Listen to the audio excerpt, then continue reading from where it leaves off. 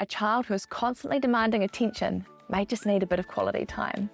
A child who seems extra clingy may be craving physical touch. Or also a child that's extra rough at morning tea time is just needing some positive physical touch.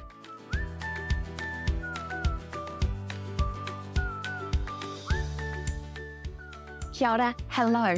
I'm Ruth Furco, a teacher turned mum, here on a mission to demystify child's play through understanding play schemas. If you've ever found yourself asking, why is my child doing that? Whether it's throwing their soft toys, hiding stones around the house, or lining up the crayons, then you're in the right place, and certainly not alone.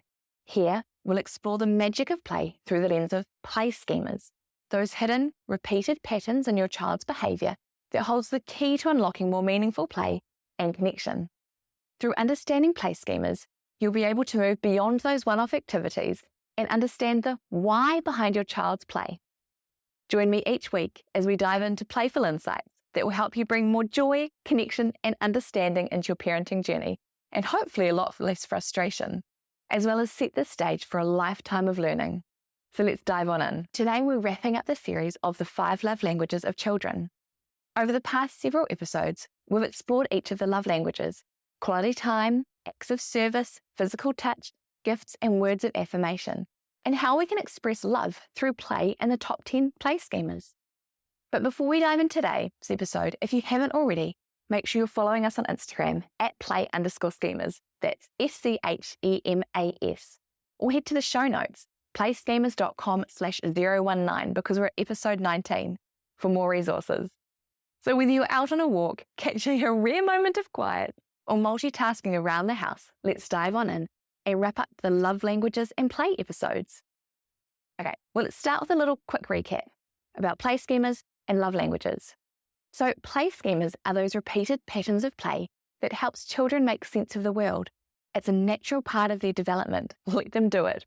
It's things like trajectory, which is movement-based play, transportation, moving objects from one place to another, rotation, which is spinning and spinning and spinning and spinning or turning around, and there's more. By understanding your child's play schema, it can help you connect with them in a way that feels natural and engaging. If play schemas are new to you, head to playschemas.com/free. There you'll find all the freebies, but particularly a cheat sheet that shows the 10 top play schemas and a little explanation about them all to help them get into your head and to refer back to, because if you're anything like me, your brain can be mush some days. So along that same idea, the love languages are based on the books of the 5 love languages of children by Gary Chapman, and how children both receive and express love. Through the series, we've explored how we can align play with these love languages to fill up our child's love tank in a meaningful way. But also something I probably haven't highlighted enough, which someone was talking to me about, is that I've been talking about children, and they were like, I feel like I've seen this in adults too. You have, but children is what this podcast is all about, so I haven't really touched on the adult side of things. But love languages are universal across the ages and across cultures. There are books in the love language series about love languages on their own, but there's one focused on children, as we know, teens, couples, singles, but all of them come back to those 5 top same love languages, which I hope you can rattle off by now, being physical touch, quality time, words of affirmation, which simply means like uplifting and encouraging words, gifts, and acts of service. Now, love languages are a journey. It takes time to learn your child's love language. And remember, especially if they're under 5, under 7, these love languages are changing and developing. And as they grow and mature, they can change and develop too, especially in these early years. Now, love languages are a journey. It takes time to learn your child's love language, especially in these early years when they're still developing. In fact, their primary love language might shift as they grow, and that's okay. So a few ways to help you figure out your child's love language is, same as play schemas, observe. How do they show love to you and others? Do they cuddle up to you? Physical touch. Do they bring you little gifts? Do you listen to their requests? Do they often ask you to play with them, which would be quality time? Do they want you to help with something? Acts of service. You can also notice their complaints. If they're saying, you never play with me, they could be craving more quality time.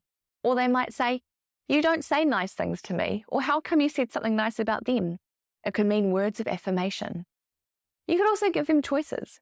Offer them 2 different ways to connect. Would you like a cuddle? Or would you like to help me with your puzzle? That can often hint at their love language.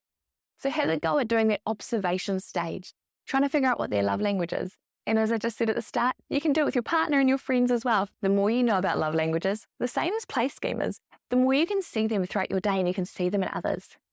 And with love languages, just like a language, being multilingual is such a bonus. So when you're thinking of it as a language, you're thinking of building on all the different languages. You're not just doing love languages as gifts. You're not just doing love languages acts of service. You're working them all together. Some children may have that clear native love language, but many, especially the young ones, are multilingual, so you need to learn to be that too. It means they need love expressed in different ways at different times. As parents, we often have to be interpreters, adjusting how we communicate our love depending on the moment. One day, your child may crave quality time. The next, they may need words of affirmation.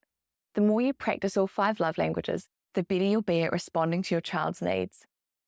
And you might also need to be interpreters for the other adults in your lives, whether it's a partner or grandparent. Now that you've been listening to this series, you'll have love languages on your head, but other people may not. We need to use what we know about love languages to help them along on the journey. Especially if you can see through your child's behaviour, it's just a cry saying their love tank is empty and it needs refilling. So if they're saying, I need you, I need you, I need you, or come on, Grandma, I really want to be helping you right now, they're not just being annoying. It could be their love language and they're just needing some filling up of their tank. And that's one of the take-home points I'd really love to leave with you today. I know I've mentioned it in the past in a few episodes, but sometimes when our child acts out, when they're having big behaviour, it's not just defiance. It could be a sign that their love tank is running really low. In education, I've seen this over and over again. A child who is constantly demanding attention may just need a bit of quality time. A child who seems extra clingy may be craving physical touch. Or also a child that's extra rough at morning tea time is just needing some positive physical touch. But let's not forget the basics. Sometimes a cranky child is simply overtired, overstimulated, or hungry. But before you jump to discipline, make sure you're asking yourself, has my child's love tank been filled today? Especially if they've had a whole day at daycare with other people. And if not, a few intentional moments of connection could make all the difference. Which does lead us into discipline. Before we wrap up, I want to talk about how it connects to discipline. Now, Gary Chapman's book has a whole chapter on this. So if you haven't read it, I highly recommend you dive into the nuts and bolts of how the love languages and discipline go hand in hand. Because discipline could be a whole series on its own. And it's something that with my kids being nearly 4, under 4, it's a journey for us. I definitely change how I discipline for the moment, for the day, for where the tank's going. But when you center around love languages, that's a whole nother game. It has its merits, but if you're only doing love languages, it would leave it lacking. But here's the thing, discipline is definitely an act of love too. Love looks out for the best interests of another person. When I'm talking about discipline, I'm definitely not talking about any physical discipline. I'm talking about discipline where there might be a time where they just need to take a little bit of a break with you to regain, to recheck themselves before coming back into something else. Now, when we set boundaries and then follow through with consequences and then guide our children with kindness and consistency, we're showing them care. That's showing them love. So when we keep that in the back of our mind and then our child's love language, we can think about how we're disciplining them. For example, if they crave quality time and you take that as a way as a punishment, if they're saying, I need you, I need you, I need you, and you say, go to your room, that could be doing more damage that you've never intended as their love tank drops lower and lower and lower. And if they're getting really physical with a sibling, or if, for me, maybe pulling on my legs, really wanting me, or if they've given you a gift, could be a rock, it could be a little flower, and you get really annoyed at something and they see you just kind of putting it on the table with no love and care, that could really lower their love tank as well. So just thinking about how you act, how you respond to them, and how their love languages really play into how they receive things. But I don't want to end on a negative note. Let's add on a positive one and think about how we can build strong family culture with love languages. One of the most beautiful things about understanding love languages is how it strengthens the entire family dynamic. When love languages are openly practiced, siblings can learn to express love to each other in meaningful ways, and parents can feel more confident in their parenting approach. A great way to build culture is by making love languages a family conversation. You can encourage older siblings to recognize and respond to the younger siblings' love languages. You can also do that between you and your partner. You can explicitly say, I know you really love physical touch, so while we go on our evening walk, let's hold hands. Model using love languages with your partner so they can see you in action. Also, celebrate every family member's unique way of giving and receiving love. By integrating love languages into your family life, you can create an environment where everyone feels seen, valued, heard, and deeply loved. Now, I hope this series has given you an insight in how love languages and play go hand in hand. Because parenting is a journey, and understanding these love languages is one too. But it helps us and our little ones to love each other in the way that we need it most. Now, if you have enjoyed this series, I would love to hear from you, and I'd love to hear what's changed or been adapted in how you parent. Head over to Instagram at @play_schemas to share your biggest takeaway, or visit playschemas.com for more resources and ways to connect. Also, if you haven't already, subscribe to the podcast. Please do so you never miss an episode. That was a quick ending of our love language series. Join me next week. I'm really excited when I talk to Victoria from the Safe Kids Project. We talk back to that first one about physical touch. We're revisiting that about how we keep our children safe in this day and age. Make sure you get there. It's going to be a goodie.